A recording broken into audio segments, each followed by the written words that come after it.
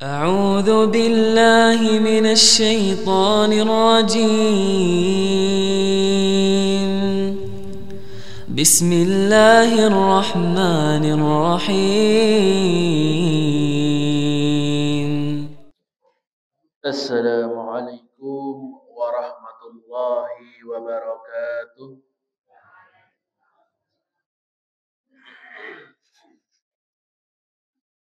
Alhamdulillah, innal hamdulillah nahmaduhu wa nasta'inuhu wa nastaghfiruh wa na'udzu billahi min sururi anfusina wa min sayyiati a'malina.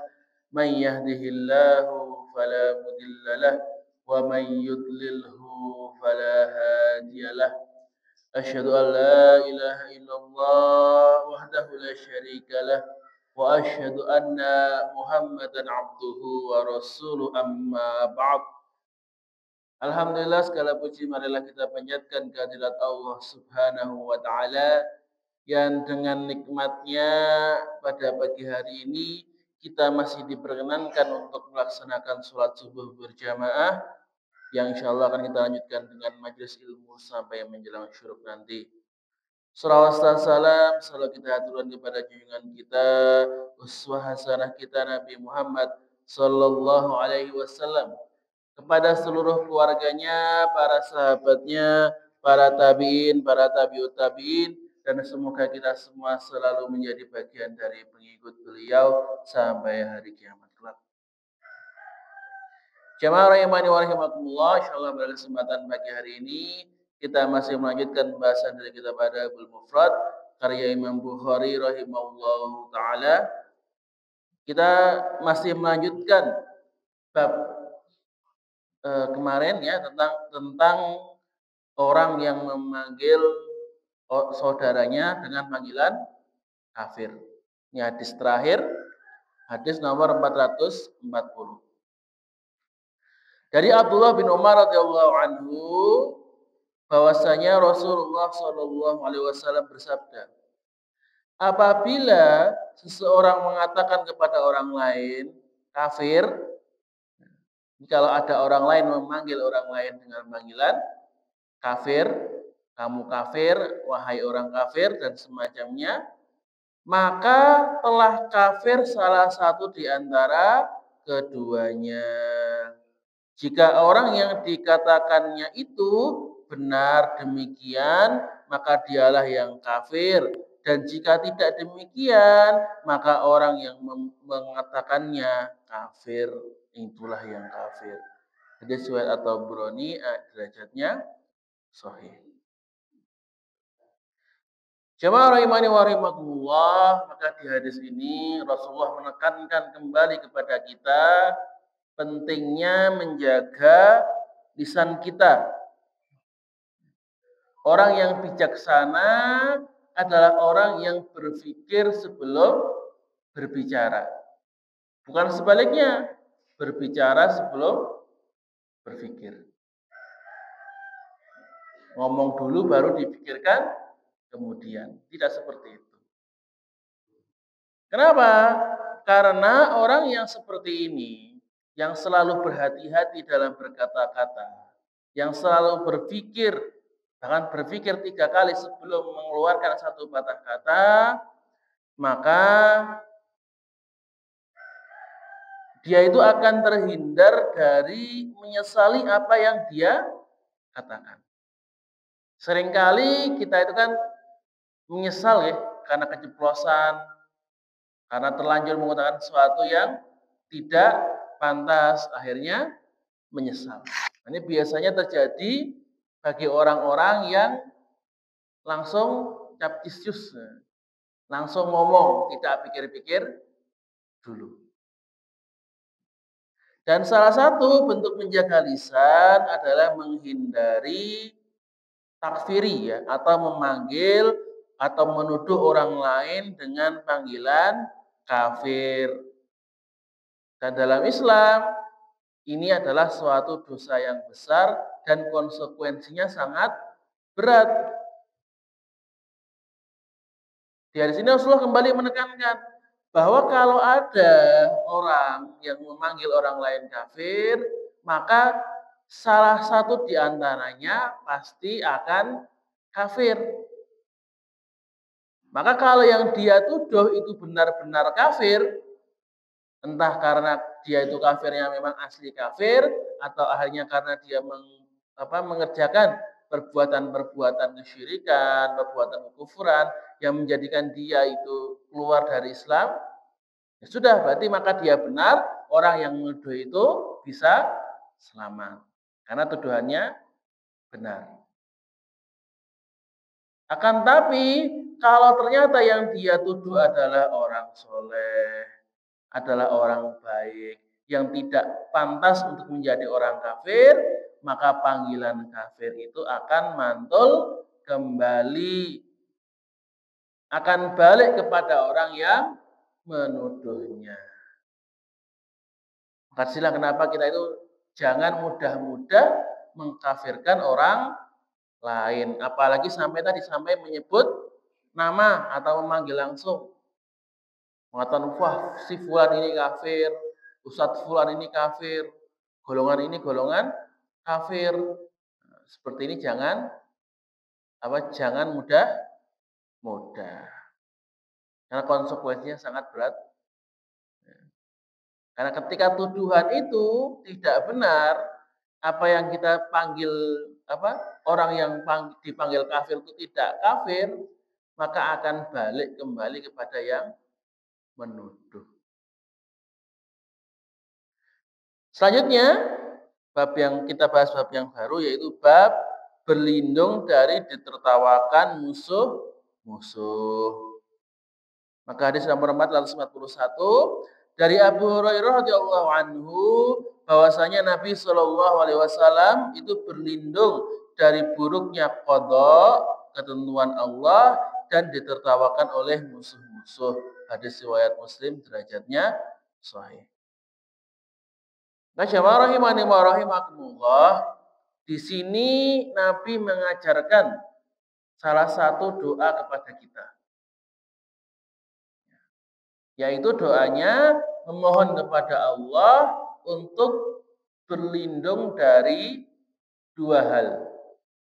Yang pertama, yaitu berlindung dari takdir yang buruk, ketentuan yang buruk, baik buruk di dunia, ya takdir buruk dunia misalnya apa? Sakit, kecelakaan, musibah, bangkrut, uangnya hilang, atau mungkin bahkan sekedar kepleset di jalan. Ini kan takdir-takdir yang buruk di dunia. Ataupun takdir yang buruk di akhirat. Misalnya yang masalah keimanan ya, tidak berbuat kemaksiatan, berbuat kekufuran, kemunafikan, mendapatkan su'ul khatimah dan keburukan-keburukan lainnya. Maka di sini kita berdoa kepada Allah, ya Allah, semoga kita dihindarkan dari mendapatkan takdir yang buruk. Jadi terhindar dari keburukan-keburukan yang menimpa kita, terhindar dari musibah, terhindar dari bencana, terhindar dari kehilangan harta, dan yang paling penting terhindar dari kehilangan keimanan kita, terhindar dari perbuatan maksiat, diberi petunjuk, diberi hidayah untuk menghindar dari kemunafikan dan kekafiran. Yang pertama. Yang kedua, Rasulullah berlindung dari ditertawakan oleh musuh ketika mendapatkan musibah. Nah, di sini kan sudah double nggih susahnya nggih. Sudah kena bencana, sudah kena musibah, dijelek-jelekkan oleh orang yang membenci kita. Kan pernah nggih Pak nggih? Kita sedang susah, kita sedang masalah, ternyata ada orang lain, bukannya bantu, bukannya menolong, malah dijelek-jelekan, dibilang-bilangin, dikata-katain. Mungkin kalau orang Indonesia bilang, sudah jatuh tertimpa tangga. Sudah kena musibah, tambah makian pula. Kadang jadi bahan bercanda, bahan lelucon, bahan omongan warga. Maka seperti ini, ya Rasulullah berlindung dari mendapatkan musibah seperti ini. Karena kan berat sekali, ya, kan berat di batin, maksudnya akan membuat dirinya itu tidak senang. Nah, ketika kita memohon, kita meminta kepada Allah agar terhindar dari kondisi ini, maka kita juga harus menghindari menjadi orang yang mengejek tadi. Menghindari dari merendahkan orang ketika orang lain mendapatkan musibah. Kita lihat saudara kita lihat tetangga kita sedang kecelakaan. Misalkan paling sederhana ya Pak, melihat temannya kepleset di jalan, jatuh. Jangan malah ditertawakan. Tetangga lagi jalan, kesiram kena air dari atas, ya kesiram air gitu ya. Jangan malah dijadikan bahan ejekan. Kenapa? Karena ketika kita berbuat seperti itu, maka bisa jadi akan balik, jadi karma. Maka ketika kita mengejek orang yang mendapatkan musibah, maka ketika kita mendapatkan musibah, akan ada orang yang mengejek kita. Maka kalau kita tidak mau direndahkan, kita tidak mau dijadikan bahan omongan ketika mendapatkan cobaan dari Allah Ta'ala, maka hindarilah untuk mengejek orang lain, untuk merendahkan orang lain ketika mendapatkan musibah. Kata para ulama, al-jaza'u min jinsil amal. Bahwa balasan itu sesuai dengan perbuatan yang dilakukan. Ketika kita melakukan perbuatan baik, maka insya Allah akan dibalas dengan kebaikan. Tapi ketika kita melakukan perbuatan buruk, kita melakukan kejahatan kepada orang lain, ya jangan salahkan kalau ada orang lain yang berbuat jahat kepada kita.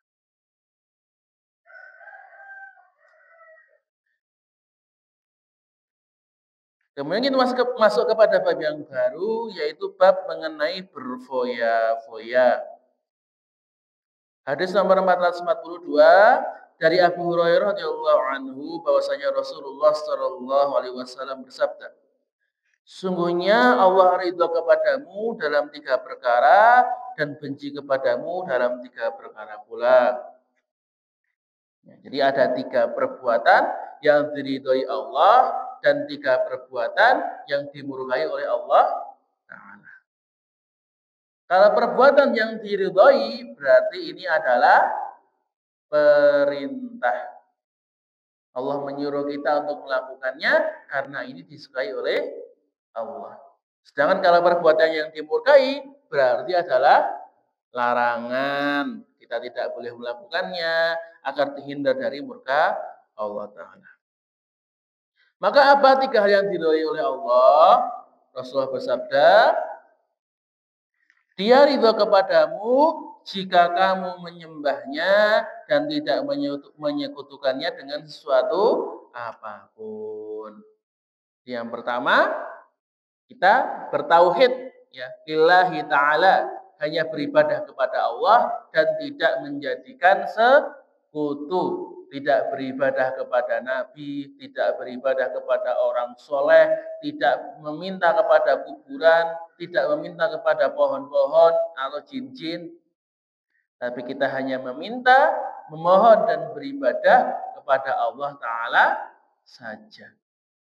Ini adalah perbuatan yang paling diridhoi Allah, yang merupakan dasar fondasi agama kita. Yang kedua, dia ridho, Allah ridho jika kamu berpegang teguh kepada agamanya dan tidak berpecah belah. Jadi setelah bertauhid, kita berpegang teguh kepada agama Islam. Apa yang Allah perintahkan kita jalankan, apa yang Allah larang kita tinggalkan. Kita jalankan hidup kita sesuai dengan Al-Quran dan Sunnah dan apa yang dijelaskan oleh para ulama. Tidak menyimpang, tidak mengikuti ajaran-ajaran sesat ataupun ajakan-ajakan kemaksiatan. Dan tidak berpecah belah. Maka kalau di sini Islam itu memerintahkan kepada kita untuk selalu bersatu. Ya. Maka kalau ada orang yang mengatakan bahwa perselisihan di antara umatku itu adalah rahmat, ya. Kalau ada orang kan sering mengatakan dari situ al-ikhtilafu fi ummati rahmatun, itu adalah perkataan yang lemah, dhaif, tidak pas. Karena di sini Rasulullah memerintahkan kepada kita untuk selalu bersatu. Jangan saling bertengkar, jangan saling gontok-gontokan. Bahkan Islam itu mengajarkan demi menjaga persatuan, demi menjaga kenyamanan hidup bermasyarakat, hendaklah orang itu menurunkan egonya. Misalkan masing-masing berkorban, kalau memang dia itu harus berkorban untuk ketenangan masyarakat, harus mengorbankan keinginannya agar hidup di masyarakat aman, maka itulah yang harus dilakukan. Maka ini bedanya Islam dengan orang liberal, ya, orang sekuler. Kalau orang sekuler itu kepentingan pribadi itu di atas kepentingan masyarakat. Maka kita lihat kalau orang-orang liberal, ya, LGBT silahkan, antrans silahkan, mau melakukan apapun silahkan, karena itu kebebasan pribadi, dan kebebasan pribadi bagi mereka adalah nilai yang paling diutamakan. Tapi kalau dalam Islam, kehidupan bermasyarakat itu diletakkan di atas kehidupan pribadi. Maka kalau kepentingan pribadi kok menyakiti kepentingan masyarakat, maka masyarakat itulah yang diutamakan. Dan yang ketiga, Allah ridho jika kamu saling nasihat-menasihati kepada orang yang diserahkan kepadanya urusanmu. Maksudnya adalah Allah ridho jika kita menasihati orang yang menjabat, orang yang berkuasa di atas kita. Kenapa ini lebih disukai? Karena ketika kita menasihati pejabat itu butuh keberanian khusus. Tidak semua orang itu berani menasehati, mengingatkan orang yang berkuasa di atas kita. Soalnya kan kalau pejabat itu tidak suka, marah, bisa dengan mudah membuat hidup kita susah. Ya paling gampang saja, misalnya dari kepala desa. Wah, kita lihat kepala desanya kok uang desanya tidak digunakan dengan benar, malah dibuat korupsi, buat jalan-jalan dinas. Ketika ada orang yang protes, malah dibuat susah, bantuan BLT-nya tidak turun, bantuan sosialnya tidak dapat, karena resikonya lebih tinggi. Nah, kalau ada orang yang berani seperti itu, walaupun menghadapi risiko tidak disukai oleh pejabat-pejabat yang dia nasihati, maka Allah akan sangat ridho kepadanya. Kemudian ada 3 hal yang dibenci oleh Allah Ta'ala. Ya. Yang pertama, Allah benci kepada sikap percaya pada kabar yang tidak tentu sumbernya. Jadi Allah sangat tidak menyukai orang-orang yang ketika mendapatkan kabar nggak di cross check dulu, tidak dicek kebenarannya, langsung disebarkan. Baik kabar di dunia nyata ataupun di dunia maya. Kita dengar omongan tetangga kita, wah ini bapak ini sedang seperti ini, mbak ini sedang seperti ini, mas itu sedang situ, mbak ini sedang ini. Kita dengar kabar-kabar seperti itu, tidak kita cross check, kita cek, kita pastikan benar atau tidak, langsung kita sebarkan. Mas tahu nggak? Ini mbak ini seperti ini loh, mas itu seperti ini loh. Ataupun di dunia maya, kita mendapatkan kabar-kabar dari WA yang sekarang kan macam-macam ya Pak, di WA. Di WA ini khasiat dari tumbuhan-tumbuhan ini. Wah ini ibadah-ibadah untuk menolak bala. Wah ini kalian harus lakukan supaya tidak celaka. Wah ini rahasia pejabat, rahasia artis segala macam. Macam-macam. Kita tidak cek, kita tidak tabayun dengan kebenaran berita tersebut, kita langsung terima, kemudian mungkin karena beritanya bagus langsung kita sebarkan. Maka seperti ini tidak boleh. Allah sendiri yang melarang. Ya ayyuhalladzina amanu in ja'akum fasiqun binaba'in fatabayyanu an tusibu qauman bijahalatin fatusbihu ala ma fa'altum nadimin.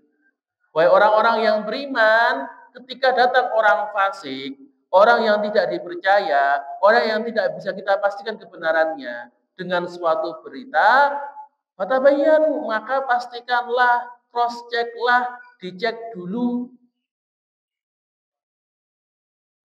Antusibu qauman bijahalatin, jangan sampai kamu mencelakakan orang lain karena kabar tersebut, karena kebodohan kalian. Karena kita menyebarkan kabar itu, akhirnya orang yang diceritakan itu kehormatannya jadi jatuh, marwahnya jadi turun. Jangan sampai. Fatusbihu ala ma fa'altum nadimin. Akhirnya setelah kalian tahu ternyata kabarnya salah, kalian akan menyesal. Akan menyesali apa yang sudah kalian lakukan. Inilah ketika kita mendapatkan suatu kabar, apapun itu, ya, jangan langsung diomongkan, jangan langsung disampaikan kepada orang lain. Pastikan dulu, dicek dulu. Ketika kita mendapatkan info-info di WA, jangan langsung share. Jangan langsung dibagikan, tapi kita cek dulu. Wah ini ada kabar yang menarik, tapi cek dulu benar apa enggak. Kalau ternyata tidak benar atau mungkin tidak bisa dipastikan kebenarannya, mending tidak usah dibagikan. Kita jaga diri kita jaga lisan kita dari menyakiti orang lain. Yang kedua, Allah melarang membenci banyak bertanya. Nah, di sini bahasa Arabnya itu kasratus su'al, gitu. Maka kasratus su'al itu bisa diartikan banyak bertanya atau banyak meminta. Maka dua-duanya itu bisa dipakai. Maka banyak bertanya itu maksudnya apa? Maksudnya adalah Allah melarang kita untuk bertanya yang tidak berguna atau tidak bermanfaat. Contohnya misalkan nanya hukum-hukum yang tidak kita gunakan. Misalnya kita kan petani orang pelantungan nanya hukumnya sholat di bulan bagaimana? Hukumnya sholat di Mas bagaimana? Ini kan tidak berguna. Kenapa? Lah kita kan nggak ke Mas. Kita nggak ke bulan, ngapain bertanya? Kan bertanya sesuatu yang tidak perlu. Atau misalkan Pak, kalau misalnya di dalam laut mau sholat bagaimana? Kan belum perlu. Nanti kalau sudah ada yang melakukan, baru ditanyakan. Kalau belum tidak usah nanya. Kan dijawab pun tidak ada manfaatnya.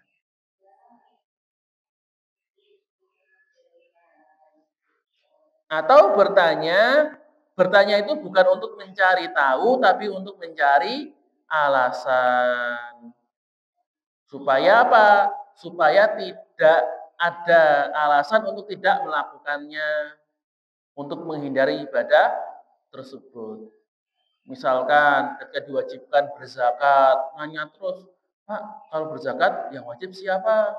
Wah, yang wajib ini, nisabnya berapa? Ini yang kalau begini bagaimana? Kalau begini bagaimana? Kalau saya punya tanggungan bagaimana? Saya punya utang bagaimana?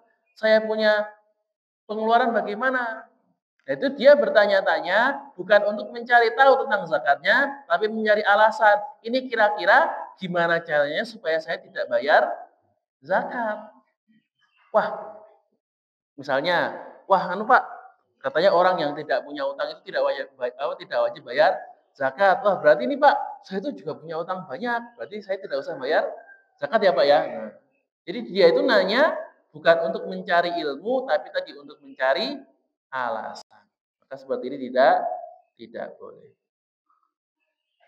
Dan makna yang kedua yaitu tidak boleh banyak meminta. Jadi jangan mudah meminta makan, meminta harta kepada orang lain. Kalau belum benar-benar terdesak, kita sudah berusaha, kita sudah bekerja sekeras-kerasnya, ternyata kok masih kurang, masih tidak cukup, barulah boleh meminta. Jangan gampang-gampang, wah, tidak mau bekerja, malas-malesan, akhirnya meminta-minta di jalan atau meminta bantuan. Ini yang sering itu biasanya kalau bantuan sekolah, ya, bayar sekolah, enten Pak, ada orang tua kok langsung bayar sekolah itu langsung minta bantuan ke lazismu. Minta bantuan langsung 100% lagi. Nah, ini kan ya bukannya tidak boleh. Tapi kan kalian kelihatan tidak berusahanya. Tidak mencoba membayar, tidak mencoba melunasi, langsung minta semuanya. Ya kalau memang minta bantuan, cobalah ikut berpartisipasi dulu. Misalnya bayar berapa? 30%, 40%, 50%. Ternyata sudah benar-benar tidak cukup, sudah benar-benar tidak kuat, barulah minta bantuan. Ini yang diajarkan oleh Rasulullah. Dan yang terakhir, Allah membenci orang yang memboroskan hartanya. Dan inilah yang berhubungan dengan judul bab ini. Orang yang berfoya-foya, menghambur-hamburkan harta. Maka boros harta ini maknanya ada dua, yaitu membelanjakannya di jalan yang tidak diridhoi Allah atau tidak menjaga barang tersebut dengan baik. Yang pertama, ya, misalnya memboroskan harta untuk membelanjakannya di jalan yang buruk. Misalkan belanja untuk beli togel, untuk main kartu, untuk beli miras, dan yang lainnya. Maka kalau boros dalam hal ini itu tidak identik dengan jumlah yang besar. Ya. Mau 1.000, mau 1.000.000, kalau dikeluarkan untuk jalan yang buruk tetap dikatakan boros. Maka kalau misalkan infak 1.000.000 dibandingkan dengan togel 1.000, yang boros mana Pak? Ya, togel.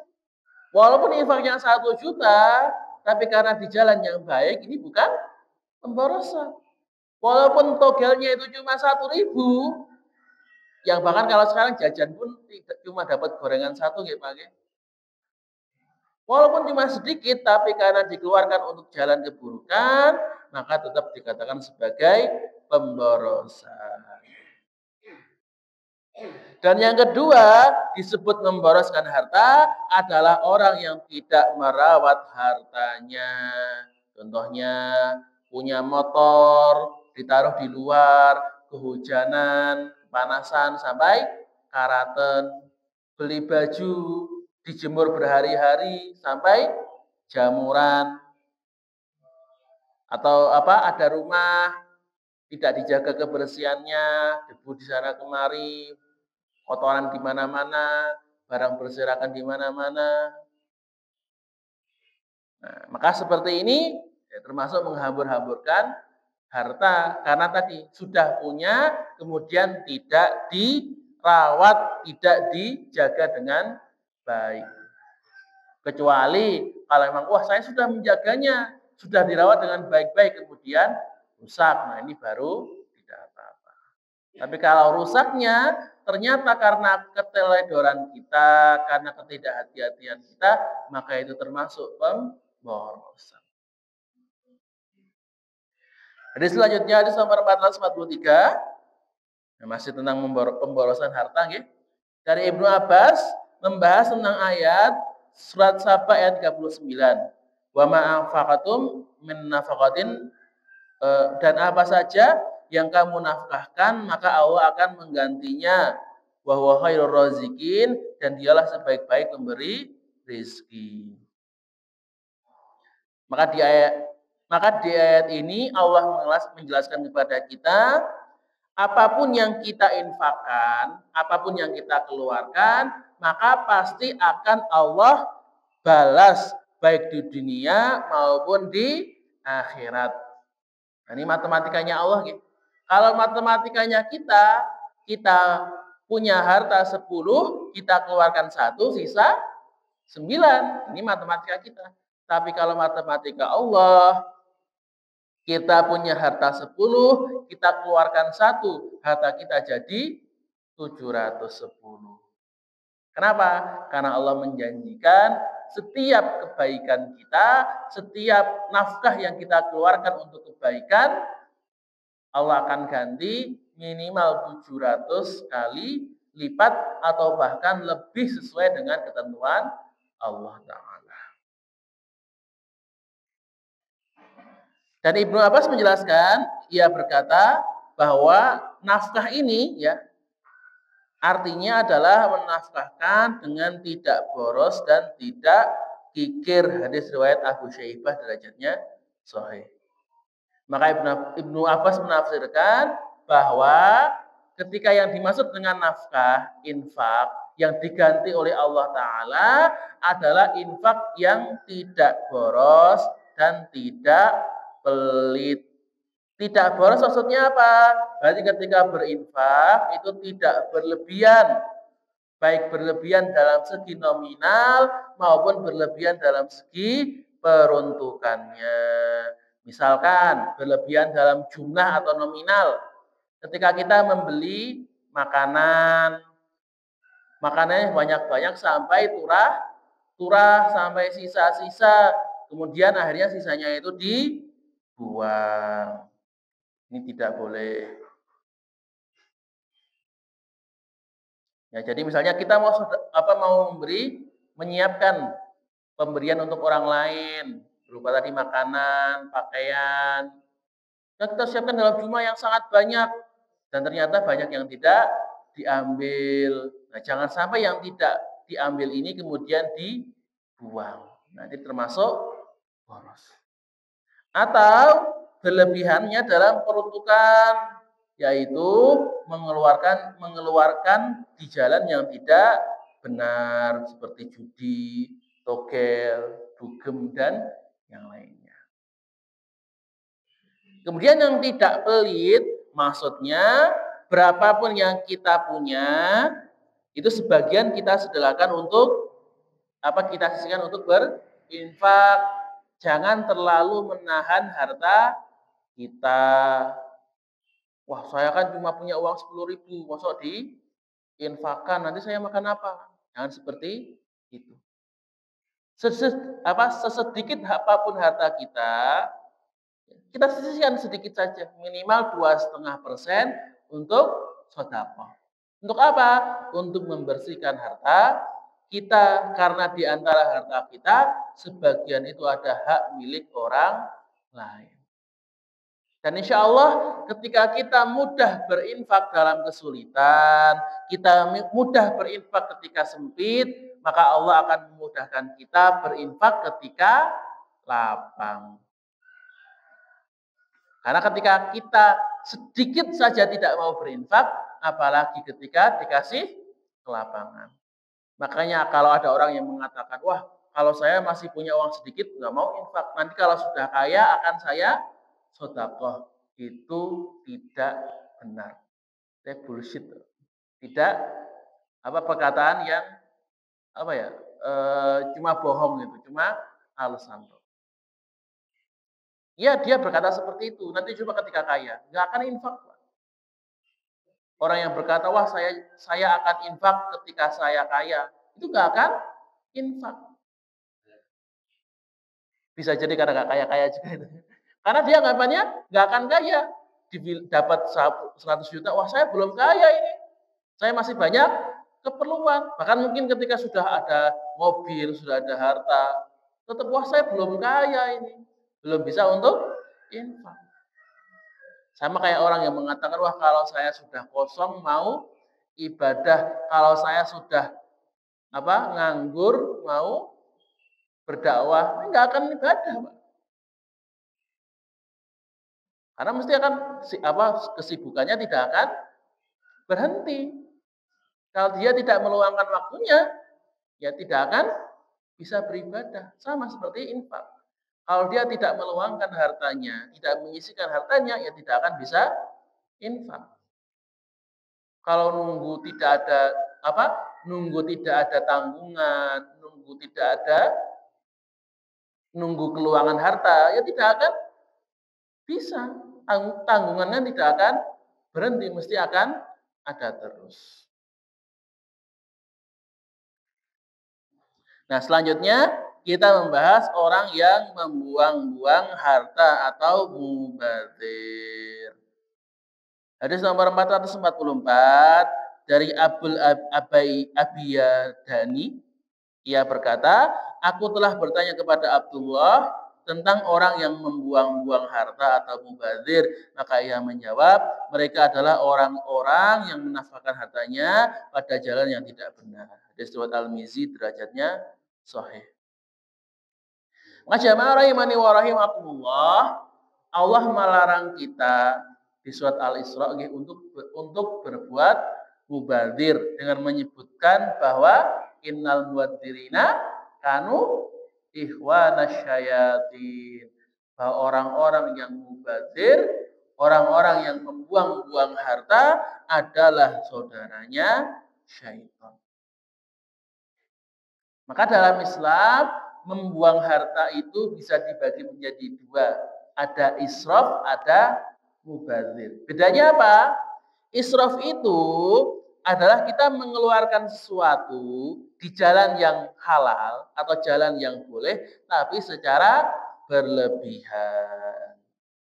Misalkan kita sering beli tas mewah, sering ganti HP, sering belanja.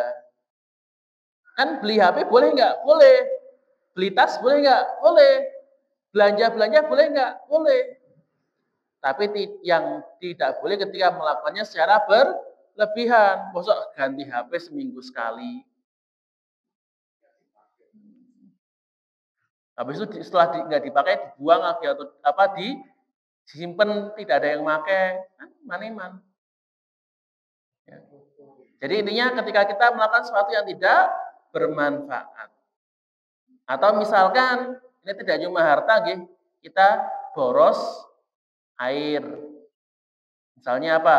Air di keran dinyalakan sampai meluap sampai tumpah-tumpah, boten pareng. Atau misalnya boros air minum. Nah, ini sing biasa nih, minum kalau misalnya dapat air itu harus dihabiskan. Jadi pilihannya gini, Pak. Tidak diminum atau kalau begitu diminum harus habis. Kenapa harus habis? Kan kalau tidak habis mesti dibuang. Memang ada Pak yang mau minum bekas orang lain? Kan nggak ada. Ada gelas tinggal setengah, terus diminum gitu. Kan enggak, Pak. Enggak ada yang mau. Mesti dibuang. Ini kan israf ini. Maka kalau kita minum, mendapatkan sajian minuman, kalau memang habis, kalau memang diminum harus dihabiskan. Kalau merasa tidak bisa habis, mending tidak usah minum. Karena kalau utuh, kan bisa diminum orang lain. Jangan malah setengah kemudian disisakan. Tidak boleh. Atau misalkan boros listrik. Nah, boros listrik itu ya siang-siang, cuaca cerah tetap menyalakan lampu. Atau tadi ya tidak menghabiskan makanan dan minuman, ya tidak boleh. Nah, ini misalnya sing biasanya makanan, nah pas prasmanan nggih Pak nggih. Pas sajiannya prasmanan, itu ketika ngambil nggih kira-kira bisa dihabiskan atau tidak. Jangan sampai ketika kita makan kok malah tidak bersisa. Maaf. Jangan sampai kalau kita makan kemudian ada sisanya. Sama kayak minuman. Kalau memang misalnya kalau mendapatkan sajian yang piringan sudah disajikan. Itu kalau memang tidak habis, sebelum dimakan coba kita tanya kepada orang lain, ada yang mau kayak ini tak tambahi mau atau tidak. Jangan sampai ketika dimakan kemudian sisa setengah piring sudah selesai. Nggak boleh. Kenapa? Kan tadi membuang makanan jadi akan dibuang. Mana iman? Atau misalnya ketika prasmanan, kalau ngambil ya kira-kira ngambil sesuai yang bisa dimakan. Mending ngambil dikit-dikit, kemudian nambah, ya dikit nambah, dibandingkan ngambil banyak kemudian tidak habis. Itu adalah israf. Jadi di jalan yang boleh tapi berlebihan atau membuang-buang. Sedangkan kalau mubazir seperti yang dijelaskan dalam hadis ini adalah orang yang menggunakan hartanya untuk hal-hal yang dilarang Allah. Kalau dalam hal yang dilarang Allah, baik sedikit maupun banyak tetap mubazir. Kalau israf kan kalau sedikit boleh, ya nggak boleh ketika berlebihan. Tapi kalau mubazir sedikit banyak sama-sama dilarang. Misalkan tadi buat judi, buat togel, buat main perempuan, buat cuci mata, buat nongkrong-nongkrong. Mau 1.000, mau 1.000.000, mau 1 miliar, semuanya tetap mubazir, semuanya tetap dilarang.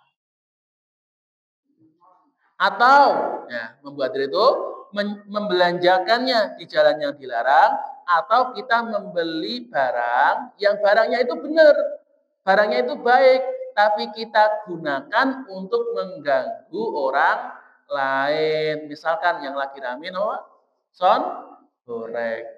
Sonnya boleh enggak? Boleh. Beli son seperti itu benar, bagus. Nah, tapi kok sonnya disetel keras-keras sampai meremukkan gendang telinga sampai genteng hancur, kaca pecah, orang nggak bisa tidur. Ini juga termasuk mubazir. Karena harta yang ada digunakan untuk jalan yang tidak benar. Bukannya untuk azan, bukannya untuk ngaji, malah untuk rame-rame, teriak-teriak keras-keras sampai mengganggu orang lain. Dan ini ditekankan kembali di hadis nomor 445 dari Ibnu Abbas radhiyallahu anhu tentang orang yang dijuluki mubazir. Ia berkata, mereka adalah orang-orang yang membuang-buang harta di jalan yang tidak benar. Hadis riwayat At-Tabrani derajatnya sahih. Ini kan ditekankan kembali bahwa namanya yang orang mubazir itu ketika dia membelanjakan hartanya di jalan yang tidak diridhoi Allah. Baik itu sedikit ataupun banyak, kalau itu tidak disukai Allah, maka itu adalah perbuatan mubazir. Wah, saya mau beli nomor kan cuma 1.000. Kemarin kamu infak 1 juta. Nah, ini kan saya cuma beli nomor cuma 1.000. Kan pengeluarannya banyak kamu. Nah, tapi kan kamu mengeluarkannya untuk yang tidak baik. Kalau tidak baik mau 1.000, mau 10.000, ya tetap sama-sama dilarang. Sama-sama termasuk mubazir. Wa jamaah rahimani wa rahimakumullah. Kita masuk kepada bab yang baru, yaitu bab mengenai memperbaiki tempat tinggal. Kalau di hadis nomor 446 ini, hadis menceritakan tentang keutamaan bagi kita untuk memperindah rumah kita. Umar telah berkata di atas mimbar, jadi ini perkataan Umar di dalam khutbahnya. Dan ini menunjukkan bahwa perkataan Umar ini bukan pendapat pribadi, tapi sudah disepakati, sudah disetujui oleh para sahabat. Karena di sini para sahabat itu tidak ada yang menyangkalnya atau tidak ada yang membantahnya.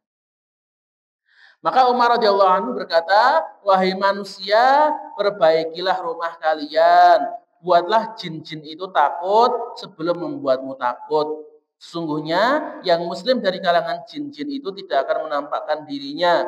Demi Allah, sesungguhnya kami tidak pernah berdamai dengan mereka sejak kami saling bermusuhan." Hadis riwayat At-Tibrizi, derajatnya hasan. Maka dalam hadis ini, Umar memerintahkan menyuruh kepada kaum muslimin untuk membangun rumahnya. Kenapa kok disebut membangun rumah? Karena ya rumah itu termasuk unsur kenyamanan hati kita.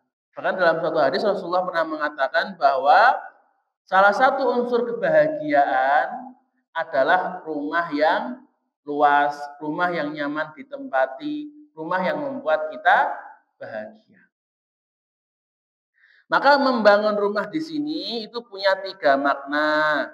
Bisa yang dimaksud membangun dari awal, ya, jadi dari tidak punya kemudian membangun yang baru, atau merenovasi rumah yang rusak, atau merapikan rumah yang berantakan. Maka yang pertama, kita diminta untuk membangun rumah. Maka yang belum punya rumah, kalau sudah mampu, silakan diperintahkan untuk membangun rumahnya masing-masing. Tentu ketika kita membangun suatu rumah, harus sesuai dengan kemampuan kita. Jangan memaksakan diri. Ya, kalau mampunya rumahnya budgetnya 500 juta, jangan sampai bikin rumah yang 800 juta. Akhirnya apa? Karena kalau kurang minjem ngutang, jangan sampai. Kategori yang berlebihan itu, memaksakan itu, ketika kita harus sampai rela berhutang untuk membangun rumah. Itu berarti termasuk berlebihan dalam membangun rumah. Dan membangunnya itu bukan untuk sombongan. Bukan untuk pamer. Rumah mewah cuma untuk supaya dipuji-puji oleh tetangganya. Tidak. Yang kedua, yaitu merenovasi rumah kita. Maka kalau rumah kita itu mengalami kerusakan dan kita punya kemampuan untuk memperbaikinya, segera diperbaiki. Jangan nunggu sampai parah. Dindingnya sudah rapuh, nantilah masih bisa dipakai. Akhirnya reng-rengnya yang kena rayap. Masih nantilah. Gampang nanti. Akhirnya apa? Rubuh semua, kena rayap. Semua sampai jatuh semua, rubuh semua.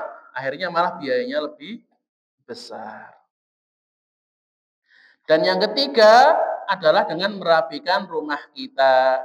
Jangan sampai kita biarkan rumah kita kotor dan berantakan. Kenapa? kalau rumah itu kotor, berantakan, bisa menjadi sarang jin. Ya. Jadi kita buat jin itu takut dengan merapikan rumah kita, jangan sampai mereka itu menakut-nakuti kita. Kemudian kita bahas bab yang selanjutnya, itu bab nafkah dalam bangunan. Hadis 447 dari Khabbab, ia berkata, sungguhnya seorang mendapatkan pahala dalam segala hal kecuali dalam bangunan. Hadis riwayat Ibnu Hibban, derajatnya sahih. Maka di hadis ini perlu sedikit penjelasan, gitu. Karena di hadis ini kan kalau secara harfiah kita bisa memahami bahwa wah, berarti kalau membangun itu tidak dapat pahala. Kalau secara teks hadis ini kan dikatakan sesungguhnya seorang mendapatkan pahala dalam segala hal kecuali dalam bangunan. Oh, berarti kalau membangun tidak mendapatkan pahala. Pendapat ini benar atau tidak? Maka pendapat ini, kalau kesimpulan seperti ini itu kurang tepat. Kenapa? Karena kalau dalam Islam, ketika kita menyimpulkan suatu hukum, tidak boleh hanya mengambil satu dalil plek, tapi harus kita rujukan, kita cocokkan dengan dalil-dalil yang lain. Nah, suatu hadis yang lebih sahih, yang lebih kuat mengatakan bahwa Allah itu akan membalas orang yang membangun masjid dengan rumah di surga. Oh, berarti membangun itu bisa dapat pahala. Berarti apa yang dimaksud oleh Khabbab ini, bahwa membangun itu tidak mendapatkan pahala? Maka yang dimaksud adalah membangun yang niatnya itu tidak baik, atau membangun yang dilakukan secara berlebihan. Itu yang tidak mendapatkan pahala. Niat yang tidak baik bagaimana? Misalnya membangun untuk pamer, untuk sombong. Wah, rumahnya dibikin bagus supaya jadi bahan omongan. Atau membangun untuk menyakiti.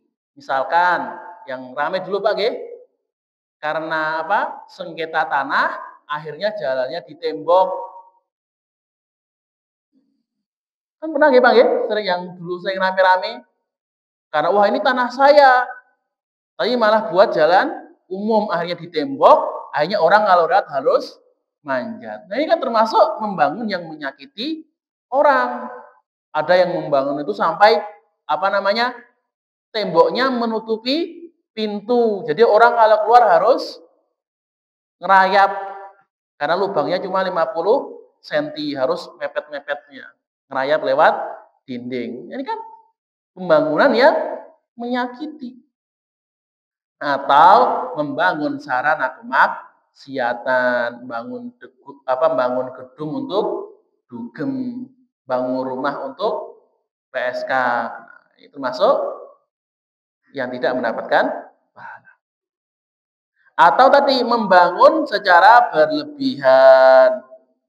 Contohnya kita membangun rumah yang overspec, yang spesifikasinya itu lebih lebih dari apa yang kita butuhkan, sehingga banyak rumah yang tidak terpakai. Misalkan ada keluarga anak 1, tapi bangun rumah kamarnya 10, ruang tamu 3, ada ruang permainan 5, halaman 2. Ini kan membangun yang berlebihan.